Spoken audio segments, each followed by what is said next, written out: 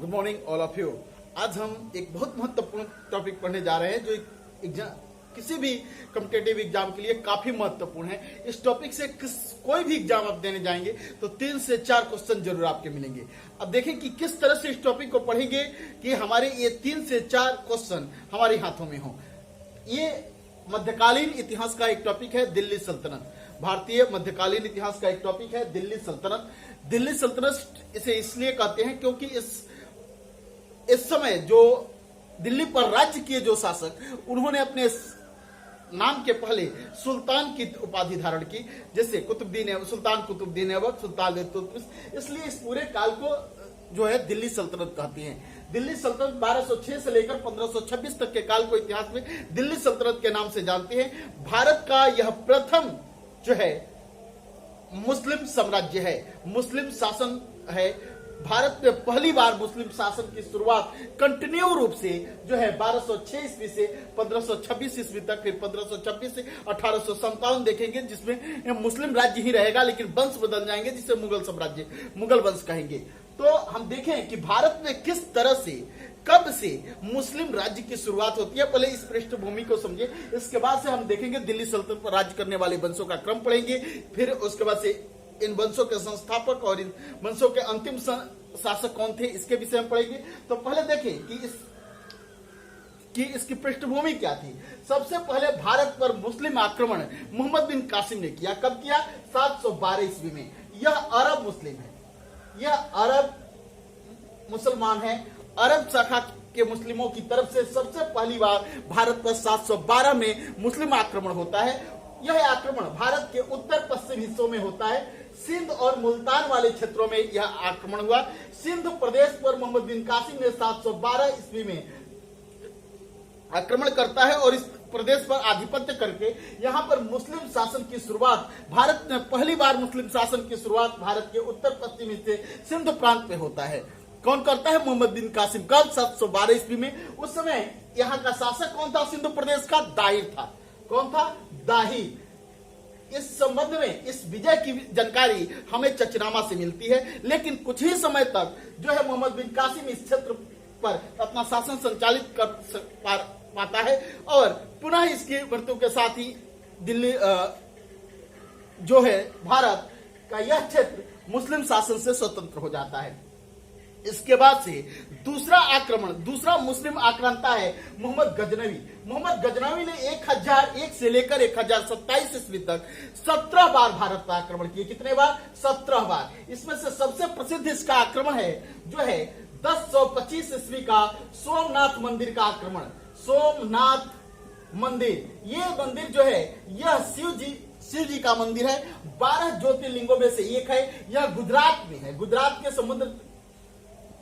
समुद्र तट पर स्थित है। उस समय यहाँ का शासक जो है भीम प्रथम था। भीम प्रथम को जैसे जानकारी मिलती है कि महमूद गजनवी इस क्षेत्र पर, सोमनाथ के वाले क्षेत्र पर आक्रमण करने जा रहा है, यह अपना राज्य छोड़कर भाग जाता है। आराम से आता है मोहम्मद गजनवी और इस मंदिर को ध्वस्त करता है और उस समय काफी धन इस मंदिर के पास था, उसे लूट कर लेकर चला जाता है। यह तुर्की है, यह तुर्क मुसलमान है और यह कौन? अरबी मुसलमान है। तो पहला, दूसरा मुस्लिम आक्रांता है मोहम्मद गजनवी। इन सभी टॉपिकों के विषय में हम विस्तार से पढ़ेंगे अगली क्लासों में। आज केवल शॉर्ट में इससे आने वाले महत्वपूर्ण प्रश्नों पर केवल प्रकाश डालते हैं। तीसरा आक्रमणकर्ता का नाम है मोहम्मद गोरी। मोहम्मद गोरी भारत पर 1175 से आक्रमण शुरू किया और इसका टाइम है 1206 तक। 1175 में मोहम्मद गोरी ने भारत पर प्रथम आक्रमण किया है। मोहम्मद गोरी के 2 आक्रमण इतिहास की दृष्टि से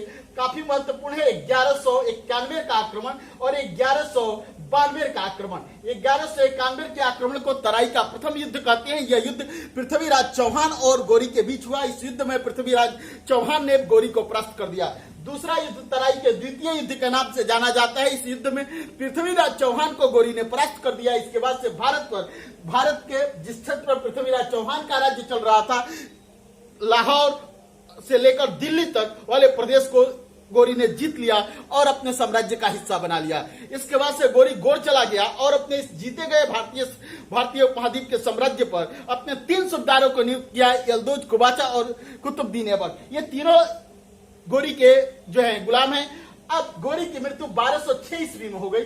गोरी की मृत्यु के बाद कुतुबुद्दीन ऐबक ने अपने को गोर राज्य के षड्यंत्रों से और गोर प्रदेश की राजनीति से अलग कर दिया। भारत में एक नए मुस्लिम राज्य की स्थापना की, जिसकी राजधानी वह कुतुबुद्दीन ऐबक लाहौर बनाता है।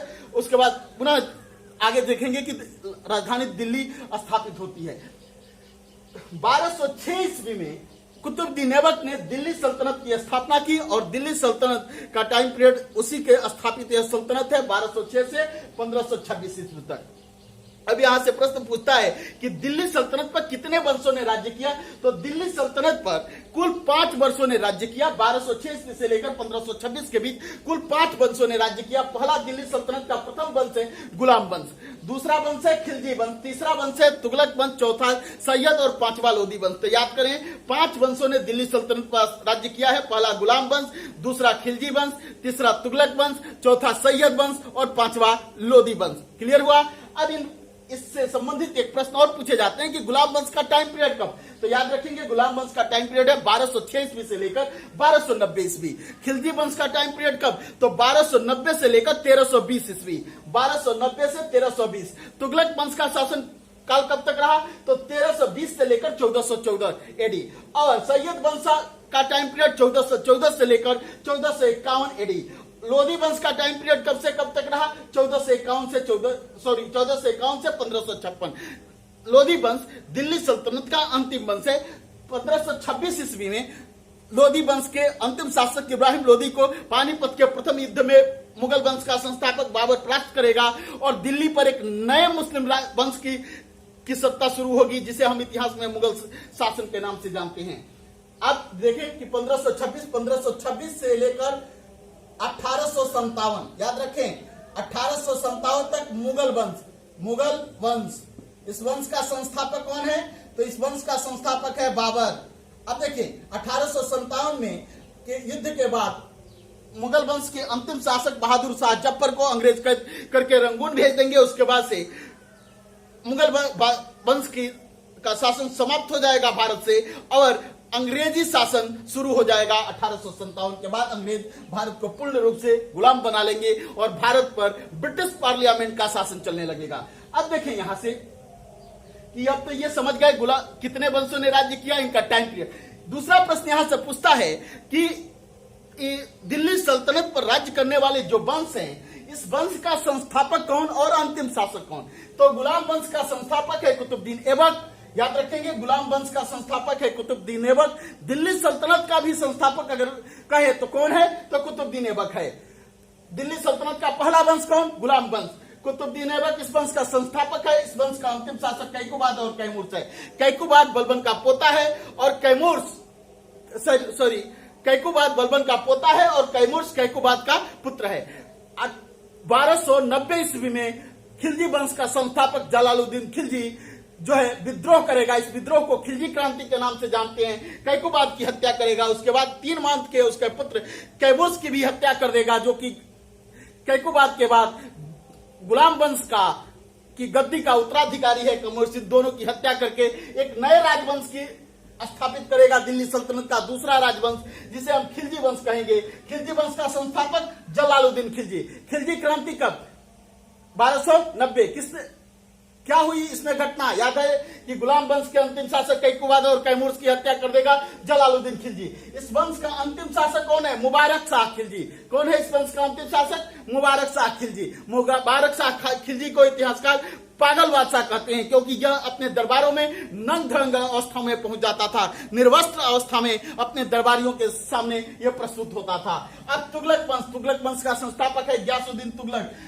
तुगलक वंश का प्रसिद्ध शासक है मोहम्मद बिन तुगलक। इसी का पिता है गयासुद्दीन तुगलक, जो इस वंश का संस्थापक है, और इस वंश का अंतिम शासक नसरुद्दीन है।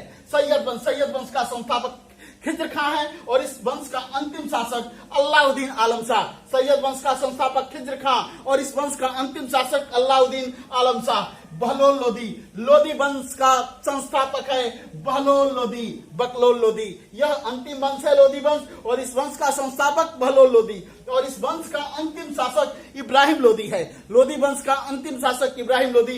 इसी को पानीपत के प्रथम युद्ध में 1526 ईस्वी में मुगल वंश का संस्थापक, भारत में मुगल वंश का संस्थापक बाबर, जो फरगना का शासक है, इसे पानीपत के युद्ध में परास्त करेगा और दिल्ली सल्तनत की कहानी को समाप्त कर भारत पर एक नए मुस्लिम राज्य की शुरुआत होगी, जिसे इतिहास में हम मुगल वंश के नाम से